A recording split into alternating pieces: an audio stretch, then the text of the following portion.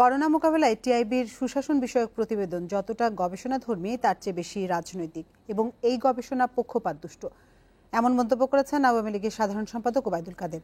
সকালে রাজধানীর সরকারি বাসভবনে ব্রিফিংয়ে এ মন্তব্য করেন তিনি। ওবায়দুল কাদের বলেন, তীব্র নেতিবাচক দৃষ্টিভঙ্গি নিয়ে টিআইবি সুশাসন বিষয়ক এই গবেষণা পরিচালনা করা হয়েছে। প্রতিবেদনটিতে স্বাস্থ্য খাতের যেসব অনিয়মের কথা বলা হয়েছে, সরকার স্বতঃপ্রণোদিত হয়ে অনেক আগেই সেসবের বিরুদ্ধে ব্যবস্থা নিয়েছে। শুধু স্বাস্থ্য খাত না, সরকার নিজ উদ্যোগেই সব ধরনের অনিয়মের বিরুদ্ধে কঠোর অবস্থানে। বিচার প্রক্রিয়ার মাধ্যমে অপরাধীদের শাস্তি নিশ্চিত করা হচ্ছে বলেও জানান ওবায়দুল কাদের।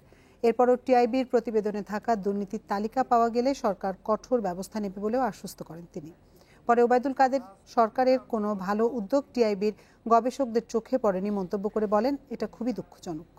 সম্প্রতি প্রতিবেদনটি যতটা গবেষণাধর্মী, কোথায় সুনির্দিষ্ট টিআইবির প্রতিবেদনে স্বাস্থ্য খাতের অনিয়ম বিষয়ে বলা হয়েছে।